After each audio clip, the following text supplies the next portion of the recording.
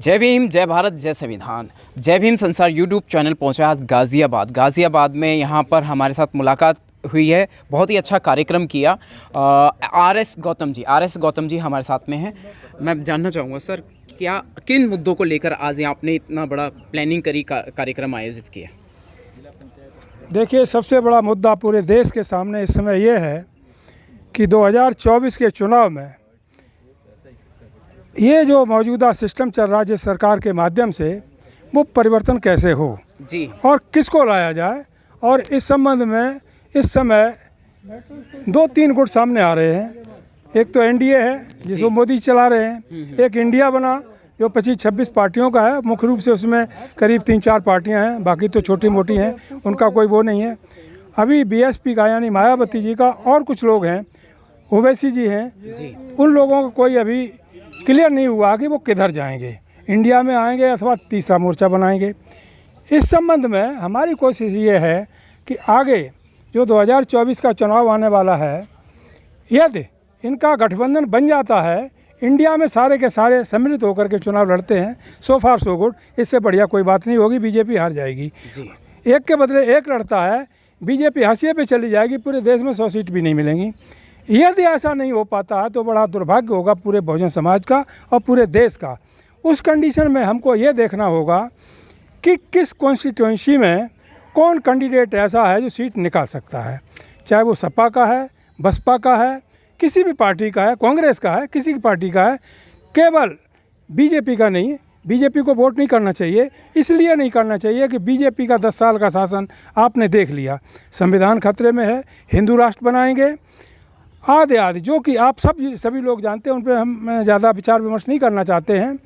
इसके अलावा यहाँ ये हिंदू राष्ट्र कुछ नहीं है, ये ब्राह्मण राष्ट्र है। हिंदू तो कोई धर्म ही नहीं है, ना कोई जाति है, ये ब्राह्मणवाद की उत्पत्ति है। और जो आरएसएस है, राइट सेंस में अभी सतपाल जी ने कहा कि आरएसएस नहीं है, उसका नाम है आरबीएस, राष्ट्रीय ब्राह्मण संघ। ठीक है, आरएसएस तो ये इन्होंने बेवकूफ़ बनाने के लिए, देश के लोगों को विफुल बनाने के लिए बना दिया है। वो सही मानी में है आरबीएस, राष्ट्रीय ब्राह्मण संघ। तो वो पूरा का पूरा प्रयास कर रहा है, लेकिन हमारे लोग बेवकूफ़ हैं, वो नहीं समझ पा रहे हैं। जो 131 SC ST के लोग बैठे हुए पार्लियामेंट में, उनकी समझ में नहीं आ रहा है, उनकी हिम्मत ही नहीं पड़ रही है कोई बात कहें किसी तरह की। इसके अलावा ओबीसी के करीब 200 बैठे हुए हैं, वो हिम्मत नहीं जुटा पा रहे कि सच को सच कहें और गलत को गलत कहें। इसलिए ये सिद्ध हो जाता है कि they are not educated person in India. जो पॉलिटिकल रिजर्वेशन है उसका मिसयूज़ किया जा रहा है, किसके फेवर में जा रहा है?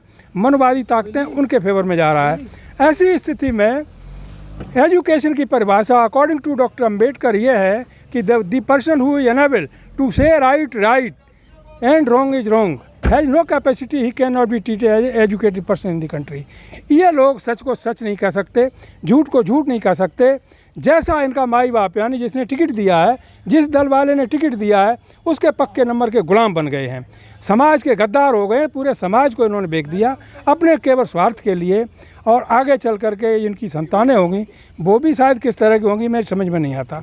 लेकिन आज पूरे देश का बहुजन समाज खतरे में है, whole Bahujan society in danger.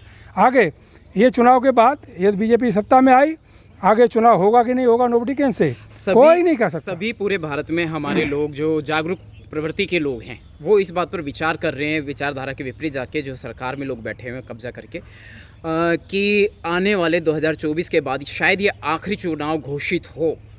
इसके लिए क्या ऐसा विकल्प लेके आएंगे? बाबा साहिब ने इतनी कुर्बानियां की थी, उसके बाद ये वोटिंग का अधिकार मिला था, वो खत्म करने जा रहे हैं। इसके लिए जिम्मेदार वो लोग हैं जो इस समय पार्लियामेंट में बैठे हुए हैं। हम लोग यानी 131 सांसद, 131 ही नहीं, जो ओबीसी के लोग हैं वो भी, जो मुस्लिम समाज के हैं वो भी, जो सारे के सारे बहुजन समाज के सांसद हैं, नॉट ओनली SC ST, ये भी तो हैं। ये क्या कर रहे हैं? इनकी आवाज़ 27 बनाए मिनिस्टर अभी ओबीसी के, अभी 1 साल पहले मोदी ने क्या कर रहे हैं, उनका कोई नाम भी नहीं जानता। 27 मिनिस्टर हैं ओबीसी के, जो लेटेस्ट बनाए हुए 1 साल 1.5 साल पहले, उनका कोई नाम भी नहीं जानता। क्या करते हैं वहाँ पर? क्या करते हैं? कुछ नहीं करते, ना ओबीसी के लिए, ना SC ST के लिए, ना बहुजन समाज के लिए। तो ऐसी स्थिति में जितने काम हो रहे हैं वो संविधान विरोधी हो रहे हैं, देश विरोधी हो रहे हैं, देश की जो एकता अखंडता है उसके विरोध में हो रहे हैं, और ये ऊपर से थोपा जा रहा है। देशद्रोही हो गए कुल मिलाकर के ये लोग। कोई संविधान में उपाय है इन्हें हटाने का? देखिए वोटिंग के अलावा? देखिए वोटिंग के अलावा फिलहाल अभी तक कोई उपाय नहीं है। 5 साल में बदलने का उपाय है, बस 5 साल में। जी हाँ, इतने सहना अभी पड़ेगा। अभी तक सहना पड़ेगा। यस यस, अभी हम कहें हम कल उठा देंगे या कल किसी तरह का वोटिंग राइट का खींच लेंगे, विड्रॉ कर लेंगे, असंभव। क्योंकि such type system must be in the constitution of India.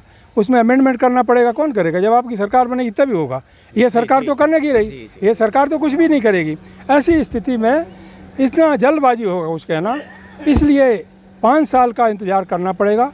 5 साल आने वाला है, जो मौका हमको मिल रहा है उस मौके का सदुपयोग करना चाहिए पूरे बहुजन समाज के लोगों को।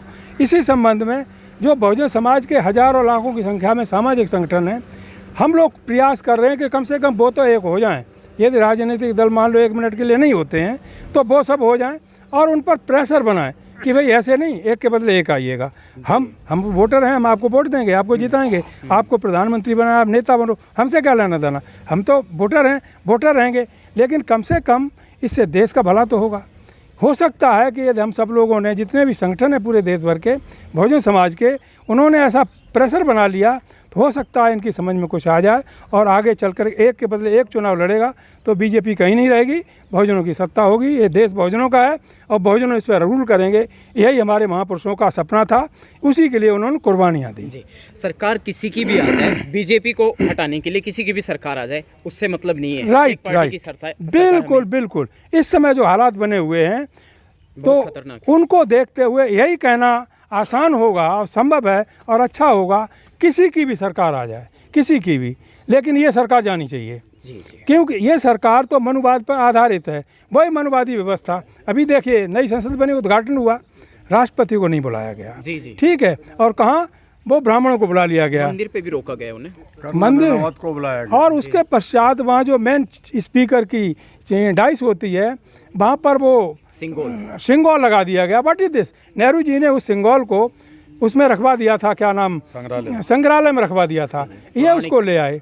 इसके अलावा जब अभी सेशन चला, दूसरे एक दिन तो पुरानी पार्लियामेंट में चला, तो प्रेसिडेंट आता है उद्घाटन करने के लिए उसका, ठीक है, तब स्टार्ट होता है। इन्होंने क्या काम किया, जो इनकी व्यवस्था है मनवादी व्यवस्था, कि राष्ट्रपति इस समय विडो है, आदिवासी है, शूट टाइप समझ लीजिएगा, ठीक है, वो नई पार्लियामेंट में नहीं जानी चाहिए किसी हालत में। इस पर्पज से वो पुरानी पार्लियामेंट में ले आए, वहाँ उद्घाटन भाषण करवा दिया। उसके बाद मोदी जी अपना पूरा काफिला लेकर के नई पार्लियामेंट में जाते हैं और ये जितने भी MP हैं SC ST OBC के, इनकी किसी की एक हिम्मत नहीं पड़ी। It is wrong. जी, राष्ट्रपति महामहिम द्रौपदी मुर्मू जी ने अपनी पावर का इस्तेमाल क्यों नहीं किया इस सारे मुद्दे पर कि ये छुआछूत, भेदभाव, वर्ण भेद जो वो खुले तौर पर दिखा रहे हैं? इस संबंध में राष्ट्रपति द्रौपदी मुर्मू को, हालांकि वो महामहिम राष्ट्रपति हैं, देश की संवैधानिक पद पर हैं, सर्वोच्च संवैधानिक पद पर, उनको पूर्व राष्ट्रपति KR नारायण से शिक्षा लेनी चाहिए। उनके कर्तव्य जो हैं और उन्होंने जो काम किए उनको उनसे सीख लेना चाहिए। उससे उनको हिम्मत आएगी और राइट को राइट करने में उनको हिम्मत मिलेगी। और उन्होंने जो किया, जब से इंडिया स्वतंत्र हुआ है, जो KR नारायण साहब राष्ट्रपति रह करके किए देश के लिए, वो आज तक किसी राष्ट्रपति ने नहीं कर पाया। बहुत बहुत शुक्रिया। Thank you very much. Thank you very much.